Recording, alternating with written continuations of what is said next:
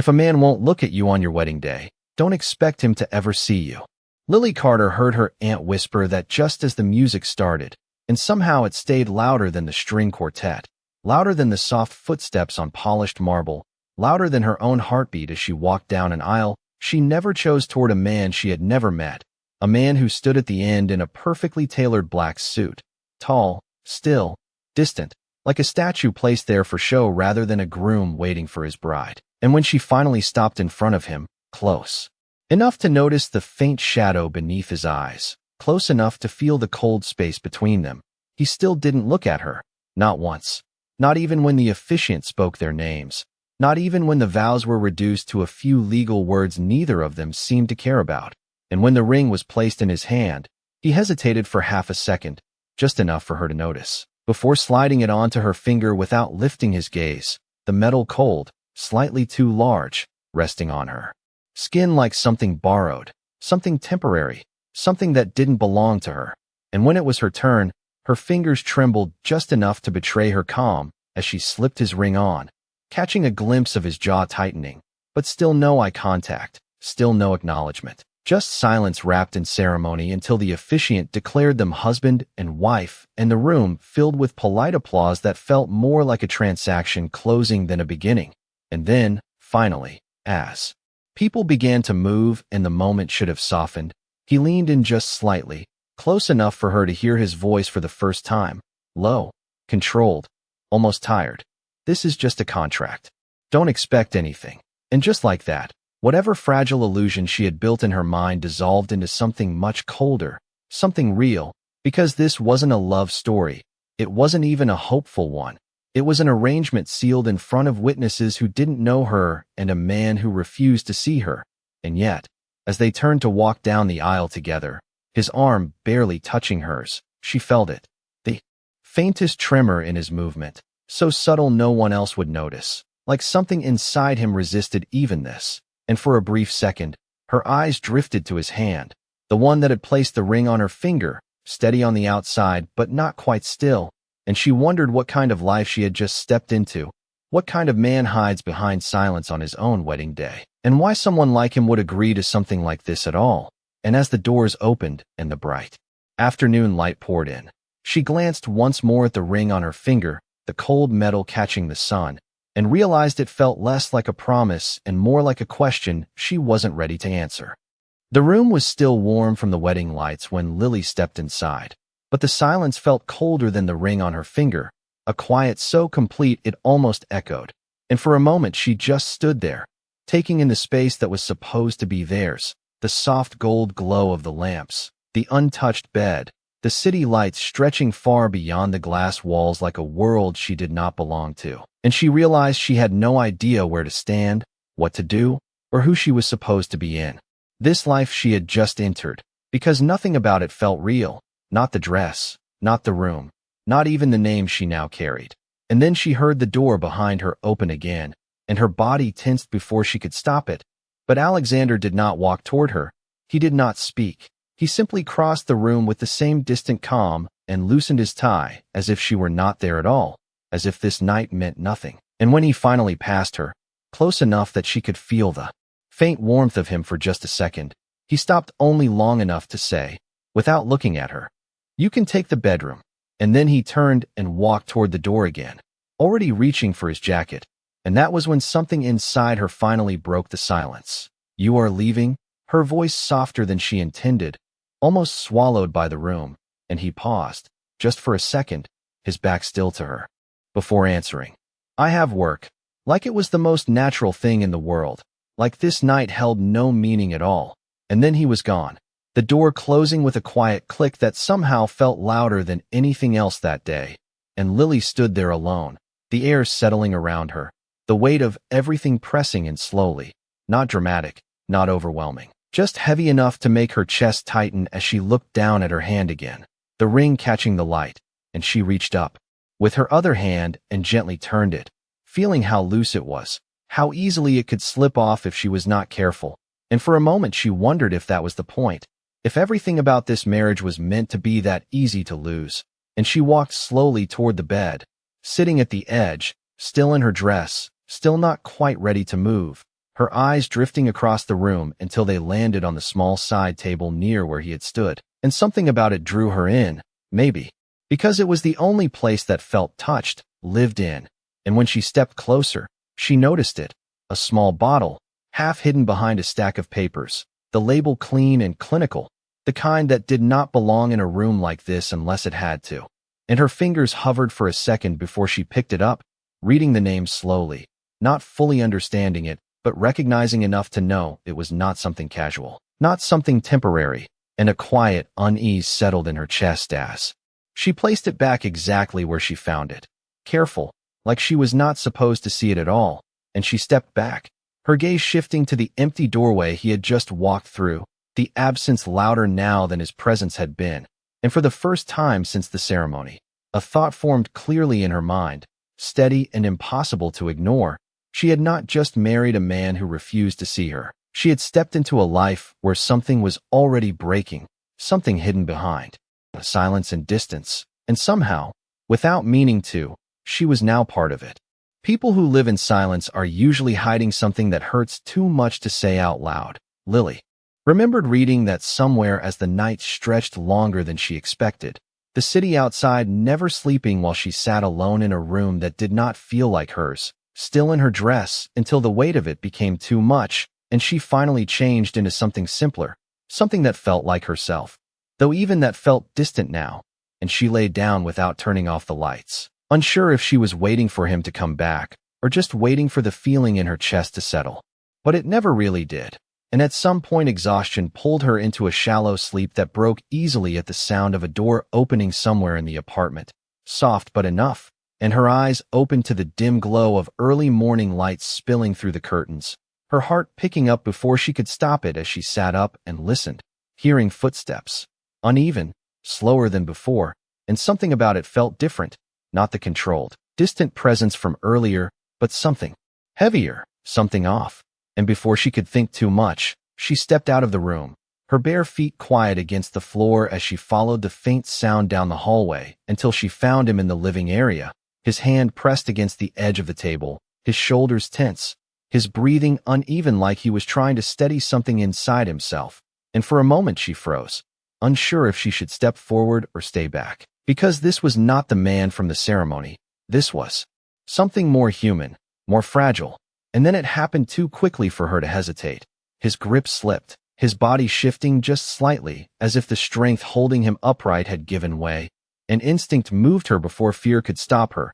She crossed the space and reached out, catching his arm, her hand closing around his sleeve, steadying him just enough to keep him from falling. And the contact was brief, but real. His body tense at first like he was about to pull away, but he did not immediately, and she felt it, the subtle weight of him leaning into that moment, just enough to reveal what he had been hiding, and her voice came out softer than she expected. You should sit, not a command, not even a question, just something gentle, something offered, and for a second he did not respond, his gaze fixed somewhere past her, distant, guarded, but then slowly, almost reluctantly, he allowed himself to move, lowering into the chair behind him, his hand still gripping the edge like he needed something solid to hold on to. And she stepped back just enough to give him space, but not far enough to leave, her eyes drawn again to the slight tremor in his hand, the same one she had almost imagined before, now undeniable, and the silence between them felt different this time, not empty, but filled with something unspoken, something that shifted the space just slightly. And when he finally spoke, his voice was quieter than before, less controlled. You should not be here. But there was no edge to it, no coldness, just a statement that felt more like a habit than a rejection, and Lily shook her head gently, her fingers still hovering like she was not sure if she was allowed to help. I am your wife. The words strange but steady as they left her, and something in his expression changed, barely visible, but there, a flicker of something he did not let anyone see. And for the first time since she met him, his eyes lifted just slightly, not fully meeting hers, but enough for her to realize that behind all the distance and silence, there was something breaking, something human, something that made this marriage feel less like a contract and more like the beginning of something neither of them understood yet.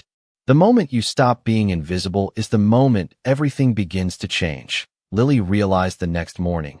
Though nothing around her seemed different at first, the same quiet halls, the same distant city beyond the glass, the same man who now stood across the room from her once again composed, dressed in a sharp suit as if the night before had never happened, as if the brief moment where he had leaned on her, where his control had slipped, had been erased, and for a second she wondered if she had imagined it. But then her eyes moved to his hand, steady now, but not as still as before, and she knew it had been real, even if he refused to acknowledge it. And when he spoke, his tone had returned to that familiar distance. "There is a driver waiting for you downstairs. He will take you wherever you need to go." Like she was a guest, like she did not belong here beyond the terms written on paper, and Lily could have nodded, could have accepted the easy way out of this unfamiliar space. But something inside her had shifted, something quiet but firm. And instead of moving toward the door, she stayed where she was, her voice calm. "I am not leaving." And that was the first time he actually looked at her, fully this time, his eyes sharp, searching, as if trying to understand what had changed, what made her different from the version of her he expected, the one who would stay quiet and out of the way. And for a moment the silence stretched between them again, but this time it felt like a line being drawn, and then he turned away slightly, reaching for his watch, fastening it with precise movements. "Do not make this more complicated than it needs to be." And the words should have pushed her back, should have reminded her of her place. But instead they made something clearer, that whatever this was, it was already complicated, because there was something he was not saying, something he was actively keeping her away from. And Lily took a slow breath, her gaze steady as she stepped closer, not enough to invade his space, but enough to make it impossible for him to ignore her presence. "You almost collapsed last night," she said quietly, and his hand paused for just a fraction of a second before continuing, a small break in his control that did not go unnoticed. "You should see a doctor," she added, softer now, not accusing, not pressing, just stating what she saw. And for a moment he said nothing, the air tightening slightly, until he finally exhaled, slow and controlled. "I already do." The answer short, closed, but not entirely dismissive, and Lily nodded, accepting that for now, but not stepping back, not returning to the role he expected her to play. And something in that refusal lingered, something that shifted the space again in a way neither of them addressed. And when he finally moved toward the door, he stopped just briefly beside her, close enough that she could feel that same quiet tension in him, the kind that was not just distance, but restraint. And he said, lower this time, almost as if it was not meant to be a full warning. "Do not get involved in things you do not understand." Before walking past her and leaving, the door closing behind him with the same quiet finality. But this time it did not feel like the end of something. It felt like the beginning of a boundary she was already starting to cross. And as Lily stood there, her fingers instinctively brushing against the ring on her hand, she realized that whatever he was trying to keep separate, whatever world he believed she did not belong in, she had already stepped into it the moment she chose not to walk away. And somewhere between his silence and her decision to stay, something had changed, something neither of them could undo. Sometimes the quietest moments are the ones that change everything. Lily realized later that evening when the rain began to fall against the glass walls, soft at first, then steady, turning the city outside into blurred lights and reflections that felt distant and unreachable. And she stood there for a long time, watching it, her fingers lightly touching the ring on her hand, no longer just noticing how loose it felt, but how it stayed, how it had not slipped off even once despite everything. And she did not know why that mattered to her, only that it did. And when she heard the door open again behind her, she did not turn immediately this time, as if something inside her had learned not to expect too much, not to react too quickly. But she felt him there, the presence unmistakable even in silence. And when she finally looked, Alexander stood near the entrance, his jacket slightly damp from the rain, his expression as controlled as ever. But there was something different, something quieter, like the weight of the day had followed him home. And for a moment neither of them spoke, the sound of rain filling the space between them until she broke it gently. "You should not stay in wet clothes." Her voice calm, natural, not forced, and he glanced at her briefly. Just a flicker, before setting his keys down. "It is fine," he replied, the same distance in his tone, but not as sharp as before, and Lily hesitated for a second before moving toward the kitchen, not asking permission, not waiting for approval, just acting on something simple, something human.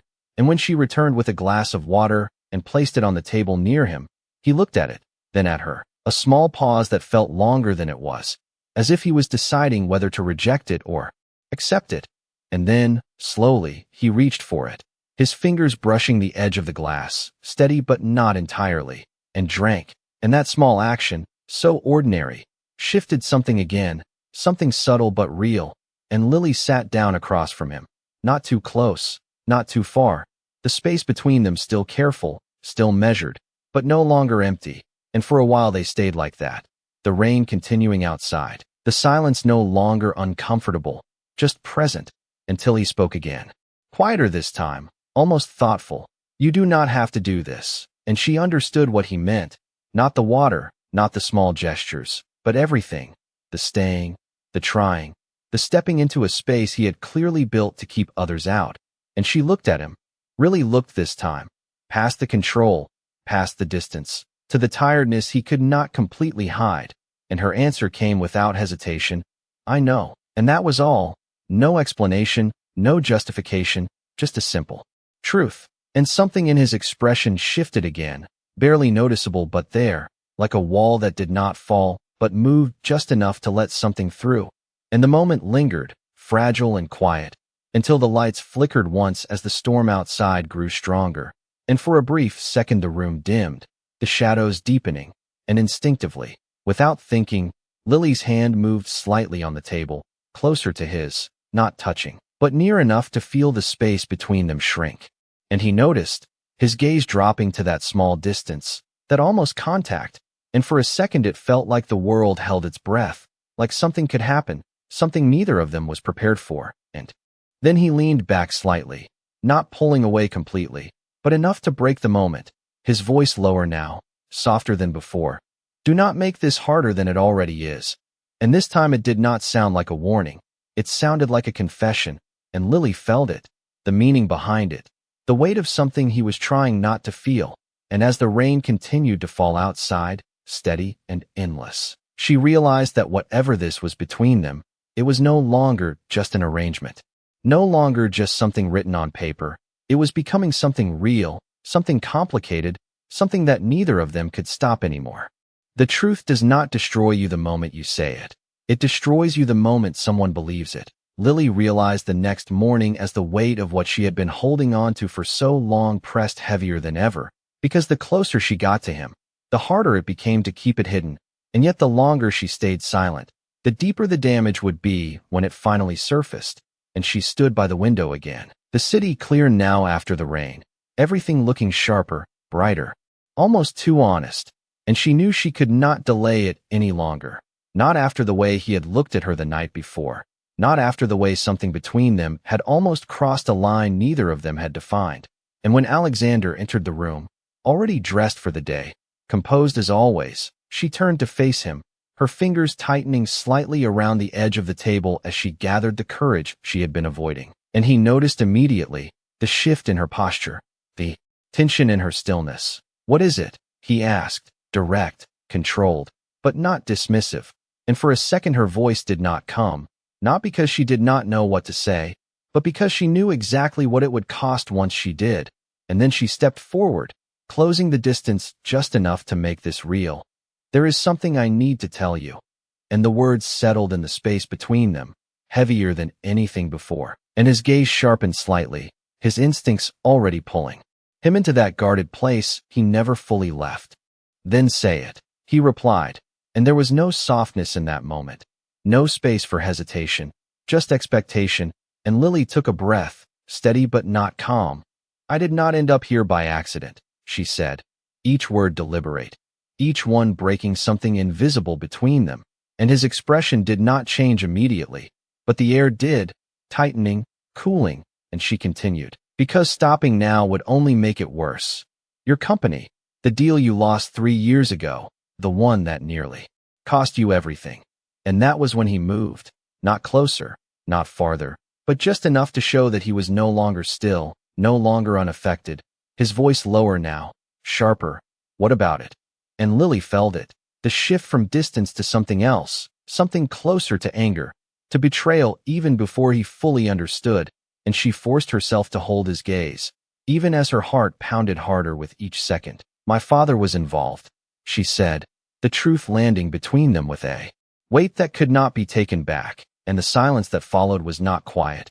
It was loud, filled with everything neither of them said, and for a moment he simply stared at her, as if processing, as if deciding whether what he was hearing was real or some kind of mistake. And when he finally spoke, his voice was no longer calm, no longer distant. It was controlled in a different way, tighter, colder. You knew. Not a question, but a statement, and Lily nodded, the smallest movement that changed everything. Yes, she answered, and that single word was enough. Enough to break whatever fragile trust had begun to form. Enough to erase the quiet moments, the shared space, the almost connection they had built, and she saw it happen, right there in front of her. The way his eyes closed off, the way his posture straightened, the way every trace of vulnerability disappeared like it had never existed. And when he stepped back, it was not hesitation, it was distance being restored. Firmly, completely. So this was never just a contract, he said, his tone now unmistakably cold, and Lily wanted to explain, wanted to tell him everything, the reasons, the truth behind it, but she knew it would not matter in this moment. Not now. Not when all he could see was the one thing she had hidden.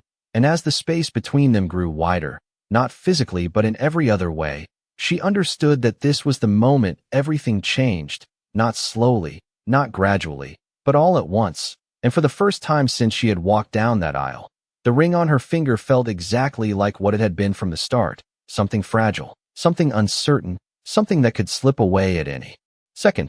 The hardest part about losing someone is realizing they were never really yours to begin with. Lily understood that truth in the silence that followed, a silence so complete it felt like the air itself had pulled away from her, and Alexander did not say anything else, not immediately, not even to dismiss her, because the distance had already been created, sharp and final, and when he finally turned from her, it was not hesitation, it was decision, his voice low, controlled in a way that left no space for argument. You should pack your things. And the words landed heavier than anything before, not loud, not emotional, just absolute. And Lily felt it settle in her chest, not like a shock, but like something she had always known would come, something inevitable from the moment she chose to stay. And for a second she did not move, her fingers tightening slightly at her sides, as if holding on to something invisible, something already slipping. Alexander, she started, her voice softer than it had been when she told him the truth, but he did not turn back, did not give her even that small opening. Do not, he said quietly, cutting through whatever explanation she was about to offer, not with anger, but with something colder, something final. And that was when she understood that this was not the moment for words, not the moment for explanations, because nothing she said would reach him now, not through the wall he had just rebuilt stronger than before. And slowly, she nodded, even though he could not see it, even though it did not change anything. And she turned away, each step back toward the bedroom feeling heavier than it should, as if the space itself resisted her. Leaving, as if something in her still hoped he would stop her, but he did not. And the room felt different now, not just quiet, but empty in a way it had not been before, because this time the silence meant something had ended, and Lily moved slowly, carefully, as if rushing would make it worse, her eyes drifting once more to the small details she had started to notice over the past days, the untouched corners, the faint signs of a life lived in isolation, and she paused when she reached the bedside table, her gaze falling on the ring, still on her finger, still catching the light the same way it had on the first day. And for a moment her hand hovered there, unsure, because taking it off would make everything real in a way nothing else had. But leaving it on felt like holding on to something that no longer existed, and after a long second, she gently slid it off, the metal cool against her skin as it left, lighter than she expected, almost too easy, and she placed it carefully on the table, not thrown, not discarded, but set down like something that had once mattered, something she was not ready to treat as meaningless. And when she stepped back, the absence of it felt immediate, a small but undeniable shift, and she picked up her bag, not much to take, because she had never really arrived. And as she walked toward the door, she allowed herself one last glance at the space behind her, not searching for him, not expecting anything, just acknowledging what had been there. Even if it had been brief, even if it had never fully become what it could have been. And then she left, the door closing softly behind her, the sound quiet but final, and inside, Alexander remained where he was, unmoving for a long moment after she was gone, the silence returning to fill the space completely. But this time it was not empty. It was heavy, filled with something he refused to name, something that lingered longer than it should have. And despite everything, despite the truth, despite the betrayal, there was one detail he could not ignore, the absence of something small but constant, something he had not realized he had begun to notice, the quiet presence that was now gone, leaving behind a silence that felt different, sharper, harder to ignore. And for the first time in a long time, it was not the past that weighed on him. It was something he had just lost. Sometimes the truth you run from is the only thing that can save you, Alexander realized days later, though he would not admit it out loud, not even to himself, because admitting it meant facing something far more difficult than betrayal.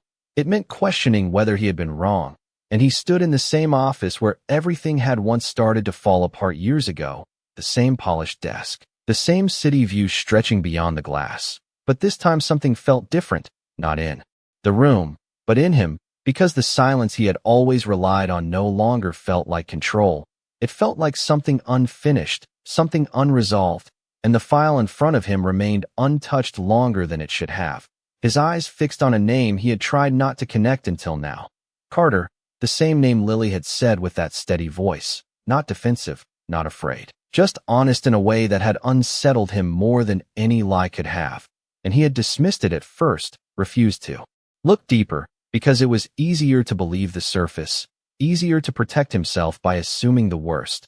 But something about the way she had stood there, the way she had not tried to justify or manipulate, had stayed with him longer than it should have. And now, with the truth laid out in front of him in black and white, details he had never cared to revisit, pieces that had been hidden even from him, he began to see it differently, not as a direct betrayal, but as something more complicated, something that had been set in motion long before she ever stepped into his life. And his hand tightened slightly on the edge of the desk as he read the final line, confirming what he had refused to consider, that Lily had not been the one who caused the damage. She had been caught in it, just as much as he had. And the realization did not come with relief. It came with something heavier, something closer to regret, because it meant the way he had looked at her, the way he had sent her away, had been built on a truth he had not fully understood. And for a long moment he did not move, the silence around him pressing in again. But this time it was not something he could hide in. It was something pushing him forward. And when he finally stood, the decision was already made, not carefully planned, not calculated, just clear in a way that left no room for hesitation. And the next place he found himself was not in a boardroom or behind a desk, but in front of a line of cameras. Voices rising around him, questions thrown from every direction, the kind of public attention he had always controlled with precision. But this time he did not deflect, he did not redirect, he stepped forward instead, his expression steady but different, less guarded, more certain. And when the first question about the recent controversy surfaced, about the connection that had begun to circulate, he did not deny it, he did not avoid it. He answered, his voice clear, unwavering. Lily Carter is my wife. And the words cut through the noise instantly, shifting the room, shifting the narrative before anyone could react. And he continued, not louder, but stronger. And whatever you think you know, you are wrong. And there was no anger in his tone, just certainty, the kind that came from finally seeing something clearly. And as the questions intensified, as the pressure around him grew, he did not step back. He did not retreat into silence like before, because this time he was not protecting himself. He was choosing something, choosing someone, in a way he had never done publicly, never done at all. And somewhere beyond the cameras, beyond the noise, beyond the world that had always defined him, there was only one thing that mattered now.